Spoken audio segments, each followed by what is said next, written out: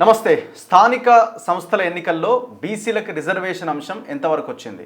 5, 6, 7 తేదీల్లో కాంగ్రెస్ చేపట్టిన చెలో ఢిల్లీ వల్ల ఏమైనా లాభం జరిగిందా అంటే నిన్న రేవంత్ రెడ్డి ఒక స్టేట్మెంట్ ఇచ్చిండు. బంతి బీజేపీ కోర్టులో ఉంది, ఇక ఆఖరి ఆప్షను పార్టీలు 42% రిజర్వేషన్ ఇచ్చుడు తప్పితే ఇంకొక అవకాశం లేదు అన్న కోణంలో ఆయన వ్యాఖ్యలు కనిపించినాయి. అంటే 9th షెడ్యూల్లో బీజేపీ పెట్టట్లేదు కాబట్టి ఏం చేయలేకపోతున్నాం. మనం తెచ్చిన రాష్ట్రం తెచ్చిన ఆర్డినెన్స్ దాని ద్వారా కనుక ఒకవేళ జీవో తెస్తే ఆ జీవో వలన కోర్టులో అప్పీల్ చేస్తే కోర్టుకు వెళ్తే ఆ జీవో ప్రకారంగా ఆ జీవోని తీసుకెళ్ళి కోర్టుకు వెళ్తే కోర్టు ఒకవేళ వాయిదా వేస్తే మళ్ళీ లోకల్ బాడీస్కి గ్రామాలకి చాలా ఇబ్బందులు ఎదురయ్యే అవకాశం ఉంది ఎలక్షన్స్ వాయిదా పడితే. సో కాబట్టి ఇప్పుడు బీజేపీనే చేయాలి, బీజేపీ కోర్టులోనే ఉంది, ఇక మనం ఏం చేయలేకపోతున్నాం, ఇంతవరకు చేసుకొచ్చినాం. ఇక మన ముందున్న ఆప్షను పార్టీ పరంగా 42% సీట్లు ఇస్తామని ప్రకటించడం తప్ప ఇంకొకటి లేదు అన్నది ఆయన అభిప్రాయంగా కనబడుతున్నది చాలా క్లియర్గా. ఇవాళ పేపర్లు చూసిన ప్రతి ఒక్కరికి ఈ అంచనా వచ్చి ఉంటుంది. నిన్న రేవంత్ రెడ్డి మాట్లాడిన వ్యాఖ్యలను విన్నా మనకు ఒక అంచనాకు వస్తాం. మాట్లాడదాం ఇదే అంశం పైన. నా ముందు పృథ్వీరాజ్ యాదవ్ గారు ఉన్నారు, డిస్కస్ చేద్దాం. నమస్తే అన్న. నమస్తే. జై తెలంగాణ. జై తెలంగాణ. మీరు కూడా కులగణన మీద చాలా మీటింగ్స్ని అటెండ్ చేశారు, అడ్రస్ చేశారు. సో ఈ లోకల్ బాడీ ఎలక్షన్స్లో 42% రిజర్వేషన్ కాంగ్రెస్ ఇచ్చిన హామీ గతంలో 34 నుంచి కేసీఆర్ 23కి తీసుకొచ్చిండు. ఆనాడు పెద్దగా ప్రయత్నం జరగలే. గవర్నమెంట్ మారిన తర్వాత వీళ్ళు మేనిఫెస్టోలో పెట్టిన దాని ప్రకారం ముందుకు వెళ్తారని అనుకున్నారు. సరే, చాలా లేటుగా స్పందించినా సరే స్పందించిర్లే. 2 బిల్లులు పెట్టారు, గవర్నర్కి పంపించారు, గవర్నర్ రాష్ట్రపతికి పంపించారు. మూమెంట్ వస్తుందేమో అని అనుకున్నాం. పబ్లిక్లో మూమెంట్ ఉన్నది, బట్ వీళ్ళు అధికారికంగా ప్రభుత్వం నుంచి పెద్దగా మూమెంట్ లేదు. మొన్న 5, 6, 7 తేదీల్లో ధర్నా కార్యక్రమం ఏదో ప్లాన్ చేశారు. సరే, ధర్నా కూడా మంచిగానే జరిగింది.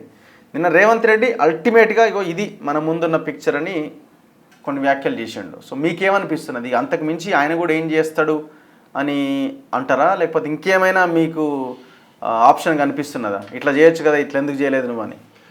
బరాబర్. యాక్చువల్గా ఏంటంటే మోసం ఇది కాంగ్రెస్ పార్టీ. రేవంత్ రెడ్డి మేనిఫెస్టోలో పెట్టి మేనిఫెస్టోలు ఉన్నదాన్ని అమలు అయ్యే కాడికి వచ్చే వరకు మాత్రం దాని వెనకాల మనం ఒక్కసారి వెనుక తిరిగి చూస్తే 18 నెలలు 19 నెలలు ఎక్కడ కూడా ఆయన స్ట్రగుల్ చేయలేదు దీని మీద. ఈవెన్ ఆ కులగణన జరిగేటందుకు కూడా చాలా ప్రయత్నాలు జరిగినాయి. మన చర్చలో మన తొలివేలు కూడా చాలా డిస్కషన్ చేసినప్పుడు కూడా చూసినాం. People's committee on caste census అని పెట్టి కొంత ఇంటెలెక్చువల్స్ ద్వారా మేము బాగా ఒత్తిడి తీసుకొచ్చి అందరం మీటింగ్స్ అవ్వడు, బీహార్ మోడల్ ఇవన్నీ అయినా లాస్ట్ వరకు కూడా అది ముఖ్యమంత్రి ఎంతవరకు అయితే ఆపదలుచుకున్నా ఆపే ప్రయత్నం చేసిండు. కానీ రాహుల్ గాంధీ కొద్ది అటో ఇటో ఇనిషియేటివ్ తీసుకున్న తర్వాత కొద్ది అది మళ్ళా ఇక్కడ మొత్తానికి దేశం మొత్తం బద్నామైతం అనే సిచ్యువేషన్ వచ్చిన తర్వాత గణన జరిగింది. ఇప్పుడు వీళ్ళు ఈ ఆర్డినెన్స్ ఇదంతా కదా వీళ్ళందరికీ తెలుసు కదా. ఈ 11th అవర్లా లాస్ట్ మినిట్లా ఇక నాకు ఇప్పుడు ఏం లేదు, నువ్వు ఎండిపోయిన బాయిలో దునకాల్సిందని బీసీలను తీసుకుపోయి అలా వారేసినట్టు కనబడుతున్నది. ఇప్పుడు 1000 మంది అవకాశాలు కోల్పోతున్నారని చెప్పని వాళ్ళే చెప్పిండ్రు. రాజకీయ అవకాశాలు కావచ్చు, విద్య కావచ్చు, ఉద్యోగాలు కావచ్చు, అన్నిట్లల్లా. దీన్ని మొదలే కనుక నువ్వు స్ట్రగుల్ ఫామ్ తీసుకొచ్చి బీజేపీ మీద ప్రెషర్ కనుక తీసుకొచ్చేది ఉంటే ఇలా పరిస్థితి వేరే తిరిగి ఉంటుండే. జనం మొత్తం రోడ్ల మీదకి వచ్చిన తర్వాత కోర్టులు ఈల్డ్ కావాల్సిన సిచ్యువేషన్ ఉంటుండే, సెంట్రల్ బీజేపీ కూడా ఈల్డ్ కావాల్సిన పరిస్థితి వస్తుండే. ఇదంతా ఇక్కడ రేవంత్ రెడ్డిను బీజేపీ కలిసి ఆడుతున్నటువంటి నాటకం లెక్క కనబడుతుంది పైనంతా కూడా. ఇలా బీఆర్ఎస్ పాత్ర అనేది చాలా టూ మచ్. ఇప్పుడు నువ్వు 23 అసలు ప్రాక్టికల్ చూస్తే ఓన్లీ 18%. అది అయింది 18%కే. 33 నుంచి వాళ్ళు 18%కు దించి పాడేసిండ్రు. ఇలా వాళ్ళు సైలెంట్గానే ఉంటారు, వీళ్ళు మాత్రం ములాఖాత్ అయినారు. నువ్వు కొట్టినట్టు చేయి, నేను మొత్తుకున్నట్టు చేస్తా అనే లెక్కనే ఉన్నది. ఇప్పుడు వీళ్ళు నువ్వు ఉద్యమం కనుక ఒక 6 నెలల ముందు నుంచి ఇప్పుడు కోర్టు ఇచ్చింది కాబట్టి కంపల్సరీ సెప్టెంబర్ లోపల చేయాలనేది జనం లోపల ఒక వాతావరణం తీసుకొస్తేందుకు చేసిండ్రు. ఇప్పుడు అది అయిన తర్వాత కూడా ఇన్ని రోజులు లేట్ చేసి నువ్వు ఎందుకు ఇప్పుడు ఆయన్నే యుద్ధం చేయకముందే నువ్వు శస్త్రాలను కింద పడేసి ఏం లేదు మా రాహుల్ గాంధీ ప్రధానమంత్రి అయితేనే అవుతుందని చెప్పుడు ఇది ఎక్కడితే కొట్లాడాలి కదా. నువ్వు పోయి ఢిల్లీ కాడికి వెళ్ళి నువ్వు మళ్ళీ తెలంగాణకి ఎందుకు వచ్చినావు?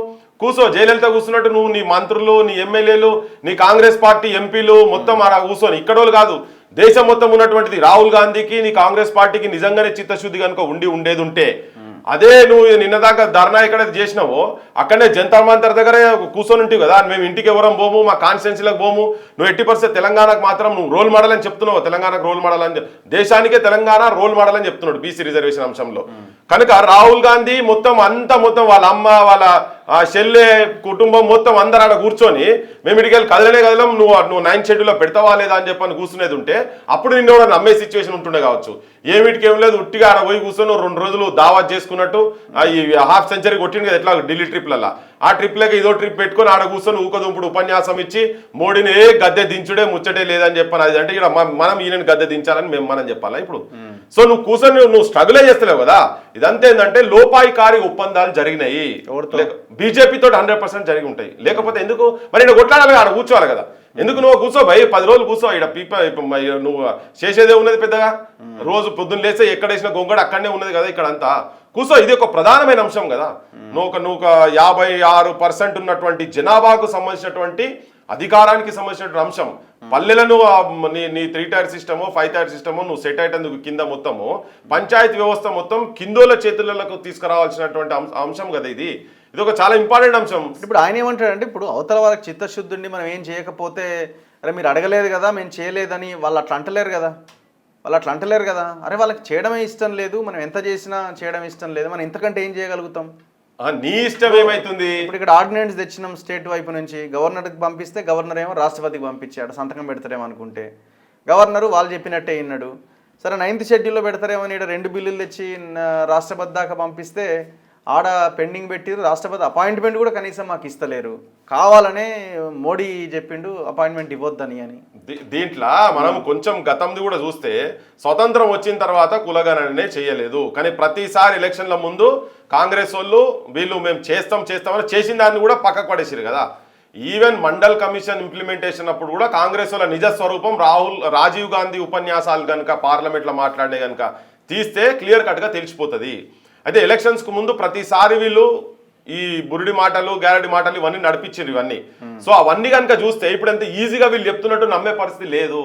వీళ్ళు ఈసారి కూడా బీసీలను మోసం చేసిన. ఇంకోటి ఏంటంటే, ఇప్పుడు నిజంగానే వాళ్ళకు చిత్తశుద్ధి ఉన్నది వీళ్ళ పట్ల అంటే, ప్రతి పార్లమెంటు సెగ్మెంట్లో ఇది వాళ్ళ సిడబ్ల్యూసీ తీసుకున్నటువంటి నిర్ణయం కదా, 2 అసెంబ్లీలు బీసీలకు ఇస్తామని చెప్పని వాళ్ళు తీర్మానాలు చేసుకొని పెట్టుకున్నారు, పార్టీలు చేసిండ్రు. ఇవన్నీ ఒక ఎంపీ నియోజకవర్గంలో పార్లమెంట్ ఒక ఎంపీ దాంట్లో 2 అసెంబ్లీలు బీసీలకు ఇవ్వాలని చేయలే కదా వాళ్ళు. అమలు వాళ్ళు పెట్టిన కాడికి ఇప్పటిదాకా చేయలే. మొన్న అట్లా అంటే తెలంగాణలో వచ్చేది ఉంటే అది 30 దాటుతుండే కదా, 36 దాకా సీట్లు వస్తున్నాయి ఇక్కడ ఉదయపూర్ డిక్లరేషన్. సో దాన్ని వాళ్ళు ఇంప్లిమెంట్ చేసేది ఉంటే వాళ్ళని నమ్మేటట్టు ఉంటుంది. ఇప్పుడు నేనేంటంటే నువ్వు కొట్లాడతలేవు కదా, కొట్లాడక ముందే వాళ్ళు ఇట్లా అంటున్నారో బీజేపీ వాళ్ళని నువ్వు పెట్టుకున్నావు కదా, నీ మేనిఫెస్టోలో నువ్వు పెట్టినావు, నువ్వు ఎట్లిస్తావు అని చెప్పి నువ్వు ప్రజల నుంచి ఒక ఒత్తిడి అయితే తీసుకొచ్చే ప్రయత్నం జరగాలి కదా. నువ్వు ఏదో 2 ట్రైన్లు బుక్ చేసి 2000 మంది వచ్చారు 3000 మంది వచ్చారని ఉట్టి ఒకరోజు ఒక 2020 మ్యాచ్ లెక్క కూర్చొని ఒక 3 గంటల మీటింగ్ పెట్టి ఆడ సరే రాహుల్ గాంధీ వస్తుందంటే ఇంకో 3 గంటలు ఎక్స్టెండ్ చేసి పెట్టుడు కాదు కదా. ఒక ఇంత పెద్ద అంశానికి సంబంధించినటువంటిది దాని మీద కంప్లీట్గా నువ్వు పోయి కనుక నువ్వు కూర్చొని ఒత్తిడి కనుక తీసుకొచ్చేది ఉంటే బీజేపీ బండారం కూడా బయటపడుతుంది కదా. మేము అనలే, మేము చేయలే, మేము ముఖ్యమంత్రిని చేస్తా అన్నాం, వాళ్ళు గెలిపేలే, మేము ముఖ్యమంత్రిని చేయలే అనేది చేతులు దులుపుకున్నందుకు వాళ్ళు ఉన్నారు. అన్ని రాజకీయ పార్టీల వైఖరి బీసీల పట్ల మాత్రము ఎక్స్పోజ్ అవుతున్నది, చాలా క్లియర్ కట్గా ఎక్స్పోజ్ అవుతున్నది ఇక్కడ ఈ విషయంలో. అందుకే రేవంత్ రెడ్డి అంటే క్లియర్ కట్గా ఆయన గనుక వీళ్ళ కాంగ్రెస్ పార్టీకి రేవంత్ రెడ్డికి నిజంగా కూడా బీసీలకు గనక చేయాలి అని అనేది అనుకునేది ఉంటే ఎప్పటి నుంచో కొట్లాడుతుండే. ఇప్పటికి కూడా అవసరం లేదు కదా, నువ్వు వీడికి వచ్చి కూర్చోవాల్సిన అవసరం లేదు. ఆడ కూర్చుంటే దేశం మొత్తం చర్చ జరుగుతుంది కదా. ఒక రాష్ట్ర ముఖ్యమంత్రి వచ్చి అక్కడ కూర్చున్నాడు, ఒక ఆపోజిషన్ పార్టీ లీడర్ వచ్చి కూర్చున్నది, మొత్తం ఎంటైర్ ఆపోజిషన్ మొత్తం నీ కార్గే గిరిగే అందరు ఎవరెవరు ఉన్నారో అక్కడ మొత్తం ఆడ కూర్చొని రోజుకో 4 పార్టీలను పిలిచి, నీ అలయన్స్ పార్టీలు ఉన్నాయి కదా వాళ్ళతో ఇచ్చి నువ్వు ఉపన్యాసాలు ఇప్పిస్తే దేశం మొత్తం చర్చ జరుగుతుంది కదా. బీజేపీ నువ్వు తరవు ఎక్స్పోజ్ చేయొచ్చు కదా. బీజేపీ బీసీల పట్ల సఖ్యతగా లేదు, బీసీలు అంటే వ్యతిరేకంగా ఉన్నదని నువ్వు ఎక్స్పోజ్ చేయగలుగుతున్నావు కదా. ఎందుకు చేస్తలేవు అంటే మీరు ములాఖాత్ అయ్యి ఉన్నారు. రేవంత్ రెడ్డి పాఠాలు స్కూల్లో చదివిన పాఠాలు మర్చిపోతలేడు ఆయనే. నౌకరీడ చేస్తుండో ఆ పాఠాలు ఈయనకు అట్లనే ఉన్నాయి. ఆ పార్టీ వాళ్ళు కూడా వాళ్ళ పార్టీల నేషనల్ లీడర్స్ కూడా బీసీల పట్ల నిబద్ధత కనుక రాహుల్ గాంధీకి నిజంగా ఉండేది ఉంటే కూర్చోవాలి. నేను అనేది ఏంటంటే అట్లీస్ట్ మేము ఒక నెల రోజులు కొట్లాడినాం, ఇంకా రైతులు కూర్చున్నారు, 1 సంవత్సరం వేళ కూర్చొని కొట్లాడారు కదా ఒక అంశం మీద. నిజంగా చిత్తశుద్ధి ఉంటే మొత్తం నీ వాళ్ళు నీ పార్టీ అంతా కూడా కూర్చోవాలి కదా. ఆ కూర్చుంటే ఎందుకు మా బోర్డులో డెఫినెట్గా డౌట్స్ వస్తాయి కదా. ఎందుకంటే మేము చూసినాం ఇక్కడ నువ్వు ఈ కులగణన చేసేందుకే ఎన్ని వంకర్ టింకర్లు కాలుకు పెడితే మిడకు పెడితే కాలుకు ఇవన్నీ పెడితే ఆఖరికి కంచెలేసంటోళ్ళు సార్లు పోయి ఆడ కూర్చొని వాళ్ళతో రాహుల్ గాంధీ దేశం అంతా బదనం అయితే నాయన నువ్వు అని చెప్పినందుకు ఇది జరిగింది. అట్లీస్ట్ ఓకే జరిగింది, అయిపోయింది. కానీ నువ్వు నీ యుద్ధ క్షేత్రంలో నువ్వు ఉన్నప్పుడు నువ్వు కరెక్ట్ యుద్ధం చేస్తున్నావా లేదా, శల్వసారథ్యం చేస్తున్నావు, నువ్వు ఏం చేస్తున్నావు అనేది క్లియర్ కట్గా జనానికి అయితే అర్థమవుతుంది. ఇప్పుడైతే తెలిసిపోతుంది క్లియర్గా. నువ్వు పార్టీ ఇస్తే ఎన్నడూ ఇచ్చినవి కాదు, చేసినవి కాదు, నువ్వు పార్టీ గురించి అనలే కదా. 42% రిజర్వేషన్స్ అనే దాంట్లో అందరూ ఒకటయ్యి ములాఖాత్ అయి ఉన్నారు అనేది నా అభిప్రాయం. బీఆర్ఎస్ అంటుంది కాంగ్రెస్ మోసం చేసింది, బీజేపీ మోసం చేసిందని. అసలు వీళ్ళకి ఎక్కడ హక్కు పోయి ఈ సంపినడో సంతాప సభ ఏమిటంటే ఇదే బీఆర్ఎస్ వాళ్ళే సంపిరు కదా. బీఆర్ఎస్ వాళ్ళే దీన్ని మొత్తం కేసీఆర్ నాయకత్వం ఉన్నటువంటి పొలిటికల్ పార్టీయే దీన్ని మొత్తం కట్ చేసి పడేసింది కదా. వేల మంది నష్టపోయారు దాంట్లో. 10% అంటే వేల మంది సర్పంచ్ లైటోళ్ళు, ఎంపీటీసీ లైటోళ్ళు, నీకు 12,500 చిల్లర గ్రామాలు ఉన్న దగ్గర సుప్రీంకోర్టు పెట్టిన 50% సీలింగ్ ని కూడా ఫుల్ఫిల్ చేయలే. ఇప్పుడు పంచాయతీలో అయితే 41% అయింది, అంటే ఎస్సీ ఎస్టీ బీసీలది కలిపినా 41% అయింది. ఇది ఒక దుర్మార్గం ఏంటంటే నువ్వు ఈడబ్ల్యూఎస్ వచ్చిన తర్వాత 50% క్యాప్ లేదు కదా, ఇంకా క్యాప్ ఎక్కడ పడింది అట్లా అనుకున్నా కూడా చేయలేదు, 41% అయింది. ఫుల్ ఫ్లెజ్డ్ గా కంప్లీట్ చేయలేదు. ఇదేంటంటే ప్రతిసారి ఈ అంశాన్ని తీసుకొచ్చి దాన్ని ఓట్లల్లా వాడుకునేటువంటి ప్రయత్నం. ఇది ఒక సెన్సిటివ్ అంశం, జనం లోపల పోయి ఓటుగా క్షేత్రస్థాయిలో పోయి మలిగే సిచ్యువేషన్ ఉన్నప్పుడు మళ్ళీ ఈ బీసీ వర్గాలకు సంబంధించినటువంటి వాళ్ళని కొందరిని వీళ్ళని ముంగడ పెడుతున్నారు. వీళ్ళు ఈ రాజకీయ పార్టీ, అన్ని రాజకీయ పార్టీ అట్లా ముందర పెడుతున్నాయి. ఈవెన్ ఇప్పుడు నిన్నదాకా గుర్తుకు రాలే, ఇవాళ కొత్తగా బీఆర్ఎస్ వాళ్ళు కూడా మధుసూదనాచారి నో సైడు, శ్రీనివాస్ గౌడ్ నో సైడు, బండా ప్రకాష్ ఒక సైడు, ఇట్లా అందరినీ ఒకరిని వాళ్ళు తీసుకొచ్చి వాళ్ళు మీటింగ్ కరీంనగర్ లో బీసీ గర్జన సభ పెడతారు. ఇప్పుడు వీళ్ళంతా గర్జించాల్సిందే, గర్జించాలే, జనం వినాల్సిందే. ఇప్పుడు వీళ్ళు గర్జిస్తారు, కవిత కూడా బయటకు వచ్చి మాట్లాడే సిచ్యువేషన్ కాడికి వచ్చింది, కేసీఆర్ బిడ్డ కూడా మాట్లాడే పరిస్థితికి వచ్చింది. కాంగ్రెస్ లో ఉన్నటువంటి బీసీలు కూడా ఇన్ని రోజులు ఏం లేదు, ఆడ పోయిన తర్వాత ఏ బీసీలు మాట్లాడుతున్నారేమో నాకైతే తెలియదు, బీసీలను అయితే ఫక్త్ తొక్కి పెట్టేశారు. వీళ్లకు మెజారిటీ ఉన్నటువంటి జనాల చేతులలో రాజ్యం రావాలనేది ఏ రాజకీయ పార్టీకి లేదు. రేవంత్ రెడ్డి దీనికి అతీతుడు కాదు. రేవంత్ రెడ్డి కూడా వాళ్ళెంత దోషులో రేవంత్ రెడ్డి కూడా 100% కాంగ్రెస్ పార్టీ కూడా దోషులే. ఎప్పటి వరకు దాకా అంటామంటే ఇది నువ్వు నిజంగా ఇంప్లిమెంట్ చేసిన నాడు అప్పుడు చెప్తాం. ఇప్పుడు అల్టిమేట్గా ఎలక్షన్స్ పెట్టాలని high court September 30th dead line పెట్టింది. ఆ లోపు మేము పెడతాం ఖచ్చితంగా నిన్న రేవంత్ రెడ్డి చెప్తున్నాడు. ఇప్పుడు ఈ పరిస్థితుల్లో ఇప్పుడు వాళ్ళ 9th షెడ్యూల్లో మేము పెట్టాము, అది సాధ్యం కాదని వాళ్ళు ఏదో ముస్లిం లైన్ ఒకటి తీసుకొచ్చి వాళ్ళు కొర్రీలు పెడుతున్నారు. వీళ్ళ ఫైట్ ఇట్లుంది, ఇక బీఆర్ఎస్ది వాళ్ళదే. ఈ సిచ్యువేషన్లో ఎలక్షన్స్ జరగాలి ఖచ్చితంగా. ఇప్పుడు గ్రామాలకు పోతే లైట్ వెలుగుతలేదు ఏంద్రా అంటే ఎలక్షన్ లేవు, బడ్జెట్ లేదు, ట్రాక్టర్లు తిరుగుతున్నాడు, ట్రాక్టర్లో డీజిల్ లేదు, రోడ్లు లేవు, ఆగం జగన్నాథం ఉంది పరిస్థితి. సో ఖచ్చితంగా ఎలక్షన్లు పెట్టాల్సిందే. ఇక ఆప్షన్ ఏముంది అని మీరు అనుకుంటున్నారు? ఇప్పుడు ఆప్షన్ ఏంటి అంటే 42% పార్టీ పరంగా మేము ఇస్తాం, ఇంకా అదే ఆప్షన్, అంతకుమించి ఏం కనబడతలేదు కూడా. మరి నేను అనుకోడు ఇప్పుడు మరి ఇంకా డిలే చేస్తూ పోతే గ్రామాలు కూడా ఆగమైతట్టున్నాయి కదా, ఎట్లా? నేను అనేది ఏంటంటే ఇప్పటికీ కూడా ఈ నిమిషం నెక్స్ట్ ఫ్లైట్ పట్టుకుంటారా, నెక్స్ట్ ఏం పట్టుకుంటారో పోయి అదే జంతర్ మంతర్ కాడ మొత్తం కూర్చోవాలని మంత్రిమండలి మొత్తం కూర్చొని నువ్వు ఇది చేస్తావా, నేను నా స్టేట్కి పోవాలా లేదా అని చేస్తే ఇక్కడ ప్రజా ఉద్యమాలు బిల్డప్ అవుతాయి. ఇక్కడ మొత్తుకుంటాం, రోడ్ల మీదకి వస్తాం, బీజేపీలను కార్నర్ చేసే సిచ్యువేషన్ వస్తుంది. నువ్వు మైనారిటీ అనే ఒక చిన్న దాన్ని పెట్టేసేసి నువ్వు మిగతా అందరిని కూడా నువ్వు ఇబ్బంది పెడుతున్నావు అని చెప్పని చేస్తే ఎక్స్పోజ్ అవుతారు కదా. నువ్వు ఆ పని ఎందుకు చేస్తలేరు అసలు? ఒక్కరోజు టోకన్ ప్రొటెస్ట్ కాదు కదా చేసి, మళ్ళీ ఆయనే వదిలేసిండు. ఆయన ఇక అయిపోయింది, ఇట్లా కాదు, రాహుల్ గాంధీ అయినాకనే అవుతుందని ఆయనే అంటున్నాడు కదా. అట్లా కాకుండా ఒక పోరాట రూపంగా దీన్ని తీసుకుపోవాలి. జనాన్ని నీ పార్టీ క్యాడర్ కావచ్చు, జనాన్ని మొత్తం కూడా మీరు రాండ్రి, రోడ్ల మీదకి రాండ్రి. ఒక బీజేపీ ఇట్లా చేస్తున్నది, నరేంద్ర మోడీ ఇప్పుడు మేము ఇక్కడికి వెళ్ళి ఆర్డినెన్స్ చేసి పెట్టినా కానీ ఆయన అమలు చేస్తారు అనేది ఒక ప్రెజర్ బిల్డప్ చేయాలి. నేషనల్ వైడ్ దీన్ని ఒక ఇష్యూ తయారు చేయాలి. కాంగ్రెస్ పార్టీ నిజంగా బీసీల పట్ల కనుక వాళ్ళకి చిత్తశుద్ధి ఉండి ఈ రిజర్వేషన్ జరగాలంటే రేపు అన్ని స్టేట్లలో జరగాల్సిందే కదా. అన్ని స్టేట్లలో డిమాండ్స్ ఉన్నాయి కదా. ఉన్నప్పుడు చేస్తాను వీళ్ళు కూడా అంటున్నారు కదా. ఆయన లెక్కలు తీసి చెప్తున్నారు రాహుల్ గాంధీ, ఈయన లేడు, ఆడ లేడు, ఈ బీసీ లేడు, ఆ బీసీ లేడు అని చెప్తూనే ఉన్నాయి కదా. ఇవన్నీ నేషనల్ లెవెల్ ఒక మూవ్మెంట్ స్టార్ట్ చేయాలి కదా. ఇప్పుడే ఒక ముఖ్యమంత్రి నీ స్టేట్కి సంబంధించినటువంటి పక్కకు సిద్ధరామయ్య కావచ్చు తీసుకొని పోయి ఢిల్లీలో కూర్చొని ఒక 10 రోజుల దేశంలో వాతావరణం మారుతుందా మారదా? బరాబర్ జనం మారుతుంది. అన్ని రాజకీయ పార్టీ, సమాజ్వాదీ కావచ్చు, ఈవెన్ బీజేపీతో ఉన్నటువంటి కొన్ని డౌన్ ట్రాడన్ సెక్షన్స్ కు సంబంధించిన పొలిటికల్ పార్టీస్ కూడా అనివార్యంగా వచ్చి కొట్లాడాల్సిన పరిస్థితి వస్తుంది. ఆ సిచ్యువేషన్ నువ్వు తీసుకురా, ఎందుకు తీసుకొస్తలేవు? కోర్టు ఎస్ పెట్టాలే, కరెక్ట్ ఇదంతా. నువ్వు ఆ ప్రెజర్ బిల్డప్ చేసినప్పుడు కదా కోర్టులు కూడా అప్పుడు అరే ఈ ఇష్యూ ఇంత పెద్దగా ఉన్నది కదా, దీని ఏందో తేలేటందుకు ఇంకో 3 నెలలు టైం ఇవ్వచ్చు కదా. ఇక దాన్ని అడ్డు పెట్టుకొని కోర్టు అడ్డు పెట్టుకొని నేను మమ అనిపించేందుకు చూస్తున్నాడు. ఎస్ గ్రామాలలో నువ్వు అన్నట్టు ఎస్ లైట్ల కాడ ఏదైనా కానీ ఇలా పంచాయత్ సెక్రటరీల మీద విపరీతమైన ఆర్థిక భారం పడుతున్నది. గవర్నమెంట్ కూడా ఏం తీసుకుంటలేదు ఈ ప్రెషర్ అంతా. వాళ్ళ జీతాలలోకి వెళ్ళి పైసలు అప్పులు చేసి పైసలు తీసుకొచ్చి పెడుతున్నారు. వాళ్ళు డీజిల్ లేక వాళ్ళ ఇబ్బందులు అయితే వర్ణనాతీతం వాళ్ళవి. గవర్నమెంట్ వాళ్ళని ఎట్లా చూస్తలేదు. కానీ ఇక్కడికి వచ్చే వరకు నువ్వు అవసరమైతే ఎస్ పబ్లిక్ నుంచి మాకు ప్రెషర్ ఉన్నదనే తర్వాత ఈ దేశంలో కోర్టులు, ప్రజా ఉద్యమాలకు కోర్టుల నిర్ణయాలు అటు ఇటు కాలేదా? జరిగినాయి కదా, బరాబర్ జరుగుతుంది. నీకు ఆ పబ్లిక్ నువ్వు పబ్లిక్ డిమాండ్ నువ్వు పబ్లిక్ ని ఎందుకు ఇన్వాల్వ్ చేస్తలేవు? సరే ఇప్పుడు ఆప్షన్ ఏంటంటే వాళ్ళు బుల్డోజ్ చేసో నోటిఫికేషన్ ఇచ్చి ఎలక్షన్లకు వెళ్తారండి, దానికి కనబడుతున్నది అది క్లియర్గా. సో ఏంటి మీకేమైనా ప్లాన్ ఉందా? మీలాంటి వాళ్ళు ఏం ప్రజలకి ఆర్ బీసీలకి ఆర్ యువకులకి మీరేం సందేశం ఇస్తారు? నేనైతే ఒకటే చెప్పదలుచుకున్నా, యువతరం బయటికి రాండ్రి, నిరుద్యోగ యువకులు కావచ్చు, చదువుకున్నటువంటి వాళ్ళు యువకులు బయటికి రాండ్రి. చాలా మంది ఇక్కడ అన్నలకు పోయి కుటుంబాలాగమైన వాళ్ళతో జరిగే మార్పు కొంత జరిగింది, కానీ ఇప్పుడు అటు పోయే పరిస్థితి లేదు. తెలంగాణ ఉద్యమంలో కూడా చాలా 1200 మంది ఉద్యమంలో చనిపోయిన వాళ్ళు ఉన్నారు. చాలా మంది జీవితాలు ఆగమైన వాళ్ళు కూడా ఉన్నారు ఇప్పటికీ కూడా.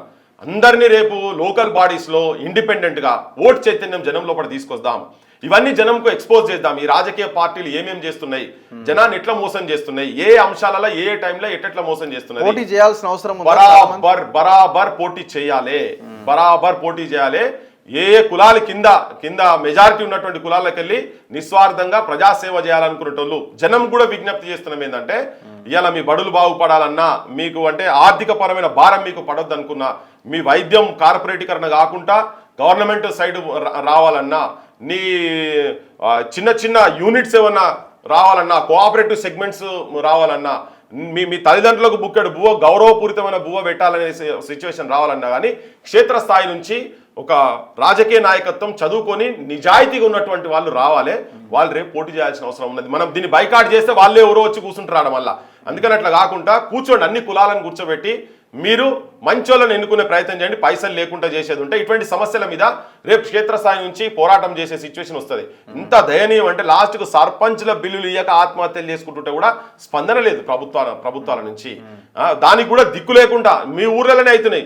మీరు పైసలు తీసుకొని జనం ఓట్లేసిన తర్వాత ముగ్గురు నిలబడతారు అనుకుందాం, నలుగురు నిలబడతారు, తలా 30 లక్షలు 50 లక్షలు ఊరు పేరు మీద 1 కోటి రూపాయలు ఖర్చు అవుతున్నాయి. లాస్ట్కి ముగ్గురు అప్పుల పాలవుతారు. కింద ఈవెన్ సర్పంచ్ అయినా కూడా సంపాదించే పరిస్థితి ఉండదు. అయితే అవినీతి చేయాలి. ఇట్లా కుటుంబాలు నాశనం అవుతున్నాయి కాబట్టి ప్రజలు కూడా ఆలోచించాలి. నిస్వార్థంగా మీ గ్రామానికి ఎవరు ఉపయోగపడతారో అటువంటి వాళ్ళని చూసి ఎన్నుకోవాలి. రేపు ఈ బీసీ ఉద్యమాలు కావచ్చు, నిరుద్యోగ ఉద్యమాలు కావచ్చు, అమరుల కుటుంబాల ఉద్యమాలు కావచ్చు, లేదు నీకు ఉద్యమకారులకు సంబంధించినటువంటి అంశాలు కావచ్చు, అమరుల ఆశయాల సాధన కనుక జరగాలంటే నిస్వార్థంగా ఉన్నటువంటి నిజాయితీ పరులైనటువంటి నిరుద్యోగ యువకులు తెలంగాణ ముద్దు బిడ్డలు వచ్చి ఎలక్షన్లలో పోటీ చేసి దయచేసి మీరు గెలవండి. ప్రజలు కూడా అటువంటి వాళ్ళను గౌరవించండి, ఆదరించండి అని చెప్పదలుచు. బండి సంజయ్ ఫోన్ ట్యాపింగ్ కేసును సిబిఐకి అప్పగించాల్సిన అవసరం ఉందని ఇంతకుముందు ఆయన విచారణకు వెళ్తూ అంటే సిట్ ముందు హాజరవుతూ ప్రకటించిండు. సో మీలాంటి వాళ్ళకు కూడా అనిపిస్తుందా ఇది సిబిఐకి అప్పగిస్తేనే ఇదేమైనా కొలిక్కి వస్తుందని అనిపిస్తున్నదా? అందరు కలిసి ఉన్నారు, అంత జనానికి అంతా తెలిసిపోయింది. ఇలా ఎవరిది ఎంత ఉన్నది అనేది టైం చెప్తే. ఇప్పుడు నేను ఒక చిన్న మాట, ఎవడన్నా గోడ దునికితే ఉట్టిగా ఇండ్లకి వచ్చి గోడ దునికితేనే వాని మీద దొంగతనం కేసు పెడతారు, అంతేనా? రోడ్ల మీద ఉట్టిగా అమ్మాయి పోతుంటే చిడాయించింది అనుకో ఏమన్నా, వాని మీద కూడా కేసు అవుతుంది, ఈవ్టీజింగ్ కేసు అవుతుంది, ఇవన్నీ అవుతాయి. అరే నేమో వీళ్ళు పెన్లా మోగలయ్యి అందరి ఫోన్ ఇట్లా మొత్తం ట్యాప్ చేసి ఆన్ రికార్డ్ ఉంది, దొంగతనం చేసిరు వీళ్ళు అనేది. నువ్వు ఎలక్షన్లలో కూడా ప్రజాస్వామ్య వ్యవస్థనే అవమానపరిచి కించపరిచే విధంగా, అపహాస్యం చేసే విధంగా, ప్రపంచం ముందట అపహాస్యం చేసే విధంగా వీళ్ళు ట్యాపులు చేసి పైసలు ఎవరో దగ్గరికి పంపించాలి, ఎవరో దగ్గరికి పైసలు ఆపోజిషన్ వాళ్ళు పంపిన ఎట్లా తీసుకోవాలని కింత పెద్ద దొంగతనం బహిరంగంగా కనబడుతుంటే వాళ్ళు ఇంకా బయట తిరుగుతున్నారా? నాకు అర్థమైతే ఎట్లా తిరుగుతారు వాళ్ళు. కేసీఆర్ కుటుంబం అని చెప్పి మొత్తం సర్వం, నువ్వు ఏ పల్లెకి పోయి ఎవరిని అడిగినా చదువుకున్నా చదువుకోకపోయినా ఫోన్ ట్యాపింగ్ గురించి అని మాట్లాడితే ప్రతి ఒక్కరు చెప్తారు. వాళ్ళు ఇప్పటివరకు లోపల ఎందుకు ఉండలేరు వాళ్ళు? వీళ్ళకి ఎవరు అండదండలు ఉన్నాయి అసలు? లోపలంటే ఫామ్ హౌసే జైలు అంటుండే కదా, ఫామ్ హౌసే జైలు, మళ్ళీ కొత్తగా జైలు వేసేది అంటున్నాను నేను రేవంత్ రెడ్డి. ఇక అంటే వీళ్ళు లోపల ములాఖాత్ ఇప్పుడు ఇలా క్లియర్గా ఏం తెలుసా, ఇదంతా లావాదేవీల కాడికి పోతుంది. ఆఖరికి నువ్వు ఎన్ని పైసలు ఇస్తావు, ఇప్పుడు ఎట్లయితే కార్ రేసింగ్ లా లావాదేవీలు జరగకుంటేనే బొక్కలు ఉండాలి కదా. ఇక మరి రేవంత్ రెడ్డి అది ఫామ్ హౌసే జైలు అనే కాడి దాకా ఆయన మానసిక స్థితి అక్కడ దాకా తీసుకొచ్చినట్టే నిలువెల్లి అమ్ముడు పోయింది అన్నట్టే ఆయన రేవంత్ రెడ్డి. కంప్లీట్ గా టాప్ టు బాటం, కాళ్ళ కాడికెళ్ళి నెత్తి ఇంటికి వెళ్ళాక, గూర్ల కాడికెళ్ళి నెత్తి ఇంటికి వెళ్ళాక ఆయన అమ్ముడు పోయినట్టే అట్లా ఆ భాష మాట్లాడిందంటే పక్కా బరాబర్. అందుకే వీళ్ళందరూ కలిసే ఉన్నారు ఇలా. ఇప్పుడు ఈ పాపము అందరి తలా పిడికెడు ఉన్నది వీళ్ళంతా. ఇప్పుడు ఏటీఎం అని ప్రధానమంత్రి కాడికెళ్ళి మొదలు పెడితే అమిత్ షా కాడికెళ్ళి ప్రతి ఒక్కరు కాళేశ్వరం ఏటీఎం అని చెప్పని అన్నారు కదా. ఇక అన్ని బయటకు వచ్చినాయి, అన్ని తెలుస్తూనే. దీనికి కమిషన్లు ఎందుకు, దీనికి కథ ఎందుకు? ఈ 20 నెలలు దగ్గరకు వస్తున్నాయి. ఇన్ని రోజుల నుంచి బయట 360 రోజులు, మళ్ళీ 2 సంవత్సరాలని ఇట్లా 5 సంవత్సరాలు గడుపుతారు వీళ్ళు. వీళ్ళందరూ ములాఖాత్ అయి ఉన్నారు. ఇప్పుడు ఆయన అట్లా మాట్లాడిన అంటేనే వీళ్ళందరూ క్లియర్ కట్గా కలిసి ఉన్నారు. నాకు తెలిసి అయితే వీళ్ళు ఎవ్వరు కూడా జైలులో పెట్టేంత దమ్ము రేవంత్ రెడ్డికి కానీ, అంటే అమ్ముడు పోయి ఉన్నాడు రేవంత్ రెడ్డి కనుక రేవంత్ రెడ్డి కూడా పెట్టలేడు. ఎందుకు ఇప్పుడు మేఘా కృష్ణారెడ్డి ఉన్నాడు అనుకున్నాను, అందరికి సంధానకారు తీనే కదా, ఎవరిపైనా ఆ గుడికి పోయి దండం పెట్టాల్సిందే లెక్క ఉన్నది. మొత్తం హనుమంతుడు ఆయనే హనుమంతుడు అయిపోయిండు. ఎవరికి ప్రసాదం పెట్టాలని ఆయన్నే. ఈ ప్రసాదం అన్ని రాజకీయ పార్టీలకు ప్రసాదం తలా ఇంత పనిచేస్తున్నాడు. ఈయన తీసుకుపోయి గంపగుత్త ఆయన దగ్గర గల్లపెట్టెల ప్రజల సొమ్ము తీసుకుపోయి గల్లపెట్టెలు వేస్తున్నాడు. తలా ఇంత పంచిండు కదా, అన్ని రాజకీయ పార్టీల వాటా ఉంది కదా. సిబిఐకి ఇస్తే ఏమన్నా మారుతుందా? సిబిఐ ఎవరి చేతులు ఉంది? సిబిఐ ఇండిపెండెంట్ ఉంటే బాగుంటది. వేల మంది ఫోన్లు ట్యాపులు అయినాయని చెప్పి మొత్తుకొని రోజు ఎంక్వైరీలు చేస్తారు కదా. అసలు కనీసం ఆ సూత్రధారులు ఎవరైతే ఉన్నారో, ఆ రాజ్యం ఎవరు నడిపినారో వాళ్ళు ఫస్ట్ బొక్కలు ఉండాలి కదా. ఎందుకు ఉంటలేరని చెప్తున్నాను. అది ఎమ్మెల్యేల కొనుగోలు కేసులో కూడా ట్యాపింగే ఉంది. మళ్ళీ అందులో కూడా 200% అందులో మళ్ళీ బీజేపీనే కదా ఇరికించాలని కేసీఆర్ ప్లాన్ చేసింది. కేసీఆర్ ప్లాన్ చేసిండు. బీజేపీ మరి ఇరికిల నాయకులు బయటికి రావాలి కదా, రావాలి కదా. వాళ్ళ ప్రయత్నాలు వాళ్ళు జరుగుతూనే ఉన్నాయి కదా ఇవన్నీ. అందుకే ఇవన్నీ అందరు కలిసే ఉన్నారు ఇలా అనేది. ఎక్కువ శాతం దీన్ని ట్యాప్ చేసి దీన్ని ఎక్కువ ఉపయోగపరచుకునేది డెఫినెట్ గా కేసీఆర్. సమస్యనే లేదు. కేసీఆర్ కుటుంబం రాజ్యం మొత్తం దీన్ని అడ్డం పెట్టుకొని నడిపిండు. ఆయన గత చరిత్ర కూడా అట్లే ఉన్నది కాబట్టి నడిపిండు. కానీ ఫస్ట్ అతను మాత్రం లోపల జైలు ఉండాలా లేదా? ఫామ్ హౌస్ లో కూర్చొని, ఫామ్ హౌస్ లో నువ్వు జైలు ఇచ్చే ఫుడ్ పెడుతూ ఉన్నదా? ఫామ్ హౌస్ లో క్రిమినల్ ఎంబడి ఉన్నారా? లేడు కదా ఆయనే. మరి నువ్వు ఆ భాష మాట్లాడి ఇక్కడిది ఫామ్ హౌస్ కూడా జైలు అని మాట్లాడుతున్నా ఏందన్నట్టు? బరాబర్ రేవంత్ రెడ్డికి ఎన్నో పైసలకు అమ్ముడు పోయినట్టున్నాడు. అందుకే ఆ భాష మాట్లాడుతున్నాను. ఇంకొకటి, నిన్న కేటీఆర్ మాట్లాడుతున్నాడు, ప్రజలు తినే ప్లేట్లో మన్ను పోసుకున్నారు కాంగ్రెస్ని గెలిపించి బీఆర్ఎస్ని ఓడగొట్టి అని. మేము డైరీలు రాస్తున్నాం అందరి అధికారుల పేర్లు, సో ఒక్కొక్కరిది అధికారంలోకి రాగానే లెక్కలు తీస్తామని. సో అంటే మంచిగా వీళ్ళు పంచభక్ష పరమాన్నాలు ప్రజల ప్లేట్లో పడితే ప్రజలే గిదేంద్ర నాకు అని చెప్పి మన్ను పోసుకున్నారా? ప్రజలే తప్పు చేసినట్టు కదా. నేను ఒక దీనిలా అంటే ఆయన మాట అన్నాడు కాబట్టి నాకు కూడా బాధతో చెప్తున్నాను. కేసీఆర్ కుటుంబము అమరులు చచ్చిపోయినటువంటి పిండాకుడు ఏడేస్తాం మనం. అవి తిని బతికిండ్రు వీళ్ళు.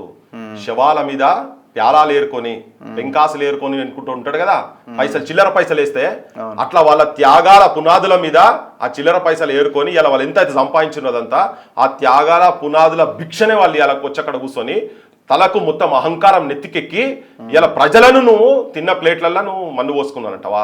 ఎవరికి ఉద్యోగాలు ఇచ్చినావు? ఆయన ఏ కుటుంబాలను ఐడెంటిఫై చేసినావు? నువ్వు చేసిన ప్రామిసెస్ ఏంటి?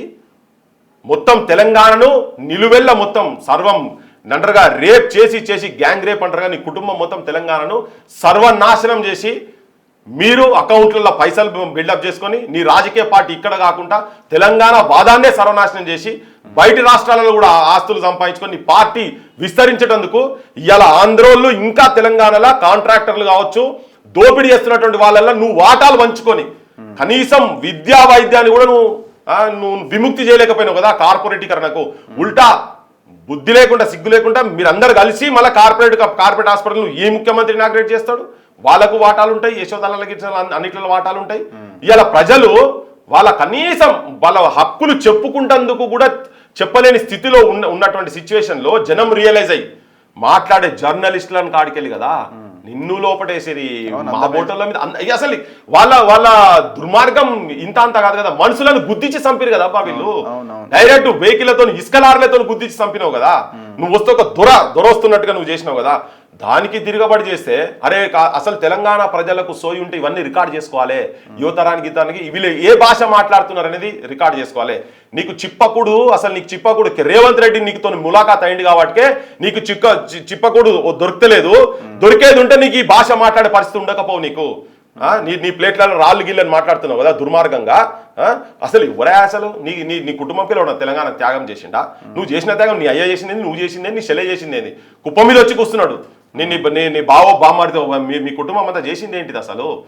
మీకు అసలు తెలంగాణ ఉద్యమాన్ని వాడుకున్నారు మీరు అంతే తప్ప ఇవాళ ప్రజలను అవమానపరిచేటట్టుగా గంత ఘోరమైన మాట మాట్లాడతావా? నువ్వైనా పెడుతున్నావా? ఇది గతంలో కూడా మాట్లాడితే అహంకారము నెత్తికెక్కింది. అహంకారం అనేది ఒక పిచ్చి నెత్తికెక్కింది. కేటీఆర్ అంటే ఆయనకు అహంకారం అనేది ఒక పిచ్చి నెత్తికెక్కింది. ఈయన సంపాదిస్తే తింటురా జనం. ఎవరు కష్టం వాడు చేస్తుండు భయ్. చదువుకున్నాడు ఇలా పిహెచ్డీలు పీజీలు చేసినాడు రోడ్ల మీద కూలి పని చేసుకుంటున్నారంటే నువ్వు చేపట్టే. నువ్వు వాళ్ళ ప్లేట్లలో మన్ను పోసింది నువ్వు. కేసీఆర్ నీ కుటుంబం జనం చిప్పలలా ప్లేట్లలో తినే ప్లేట్లలో మన్ను పోసినావు. వాళ్ళ కష్టానికి వచ్చేది కూడా వస్తలేదు కదా.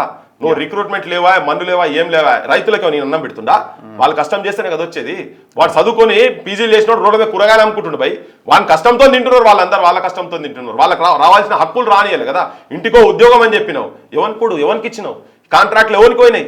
మొత్తం ఆంధ్ర సెటిలర్స్కే కదా నువ్వు చేసింది. ఏ తెలంగాణకి ఇచ్చినావు నువ్వు? ఇంకా ఉల్టా ఈ భాష మాట్లాడుతుంది, జనం లోపల రిజిస్టర్ అవుతుంది. ఇటువంటి వాళ్ళని అసలు రాజకీయంగా పర్మనెంట్ గా భూస్థాపితం చేయాలి తెలంగాణ ప్రజలు. సో పృథ్వీరాజ్ గారు, మరో ముఖ్యమైన అంశం ఏంటంటే కవిత వకాలత్ పుచ్చుకుంటున్నది, తండ్రికి మీద అన్యాయం జరుగుతున్నది, కాళేశ్వరం అని మేడిగడ్డ అని కేసులు బుక్ చేస్తున్నారు. సో లీగల్ ఫైట్ చేయడానికి రెడీ అవుతున్నారు తండ్రి కోసం. అంటే ఇప్పుడు తండ్రి కోసమేనా, లేకపోతే ఎట్లా చూడాలి ఆమె ఈ లీగల్ ఫైట్ని, ఆమె ఆలోచన విధానాన్ని? అదే యాక్చువల్గా కరెక్ట్, ఆమె సూటబుల్ పర్సన్. ఇప్పుడు వకాలత్ ఆమె సూటబుల్, ఎందుకంటే తిహార్ జైలు అనుభవం ఉన్నది కదా ఆమెకు.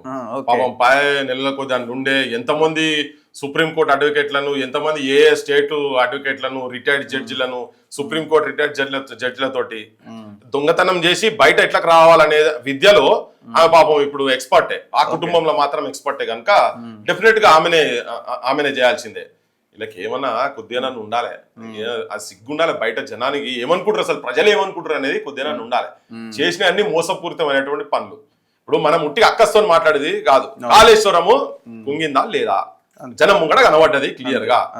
ఇక డిజైన్లు అన్ని మొత్తం అన్నిటికీ చీఫ్ ఇంజనీర్ కేసీఆర్. ఆయనే అన్నాడు దమ్ము లేక, రేవంత్ కు దమ్ము లేక ఆయన మీద కేసులు పెడతలేడు. ప్లస్ దమ్ము లేక ఒకటి, దీంట్లో సందులో సడమే లెక్క చదువుకొని పైసలు. రేపు అద్భుతమైన చర్చ జరుగుతుంది అసెంబ్లీలో.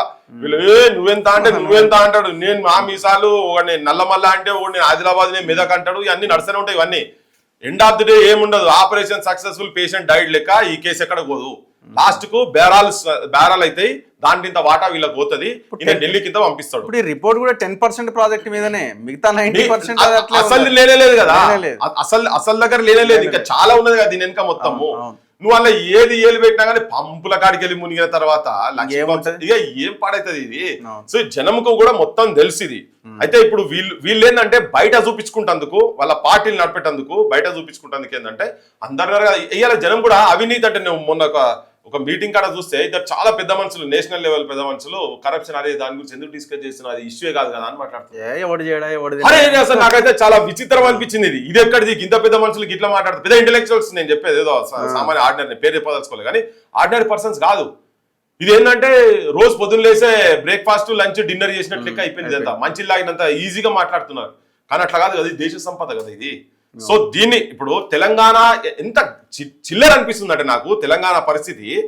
పొద్దున్న లేస్తే టెలిఫోన్ స్కామ్లు, కాళేశ్వరం స్కామ్లు, ఇవే స్కామ్లు తప్ప నీకు వీళ్ళు చేసిన దుర్మార్గాలు, మోసాలు, ఆడ ఇంత తిన్నారు, ఈడ అంత తిన్నారు తప్ప అరేనైనా ఎంతమంది అవుట్పుట్ వచ్చింది జనంకు, వాళ్ళకి ఎంతమంది ఉద్యోగాలు వచ్చినాయి, ఎడ్యుకేషన్ స్టాండర్డ్స్ ఎట్లా బిల్డప్ అయినాయి, గత ప్రభుత్వాల్లో ఎట్లుండే, ఆందోళనలో ఎట్లా ఉండే, నాణ్యత విద్యలు ఎట్లా పెరిగింది, ఆరోగ్య పరిస్థితి ఎట్లా ఉన్నది, కడుపు నిండు బుక్కడ తింటుందా లేదా, వీటి మీద ఎక్కడ చర్చ జరుగుతలేదు. ఇప్పుడు ఈమె కూడా వకాలత్ అంటే తండ్రి మీద కేసులు, ప్రేమ నేను అనుకోవడం కాదు. ఇప్పుడు ఆమె పొలిటికల్ గా నేను కేసీఆర్తో ఉన్నా, కేసీఆర్తో కేటీఆర్ చేయలేకపోతున్నాడు ఆ పని నేను చేయగలుగుతున్నా, అంతే కదా. ఇది కూడా పవర్ వారే కదా, 200% పవర్ వారే. అంతే. నేను పీపుల్స్ పర్స్పెక్టివ్ చెప్పిన ఇప్పటిదాకా కానీ 200% పవర్ వారే. అయ్యాకు నేనే దగ్గర ఉన్నా అని చెప్పి నేనే చూసుకున్నా అని రేపు పొద్దుగాల అయ్యా చచ్చిపోయినాక జనంకి వచ్చి మొత్తుకుంటాడు, నాన్నేం చేయలేదు మొత్తం నేనేం చేసినా అని చెప్పని జనంకు చెప్పుకుంటా. అందులో ఈమె చాలా పాపం, ఇలా మార్కెటింగ్ స్కిల్స్ కూడా మీకు బాగున్నాయి. ఆయనకేమో జర ఆవేశం ఎక్కువ ఉన్నది, ఈమెనో జర గుసాయిస్తున్నది బాగానే అటో ఇటో తిరిగి. కానీ ఎంత చేసినా ఏం చేసినా అది షీగుడ్డు అంతే. అంకిరాంది బీఆర్ఎస్ కేసీఆర్ కుటుంబమే చీకుట్లు. అందులో వీళ్ళు అంతే ప్రోడక్ట్స్, బై ప్రోడక్ట్స్ కదా, చీకుట్లలో బై ప్రోడక్ట్సే. సో అందుకని అవి పనికి వచ్చేటి కాదు, అవి మళ్ళీ పొదిగేసేది లేదు, అవి కోళ్ళు అయ్యేది లేదు, మళ్ళీ పిల్లలు పెట్టేది. అది చీకుడ్ అంటేనే కథం ఖరాబ్ అయినది, పాసిపోయింది. అది పాసిపోయిన కుటుంబం అది తెలంగాణకు. తెలంగాణ జనానికి అంతా తెలుసు.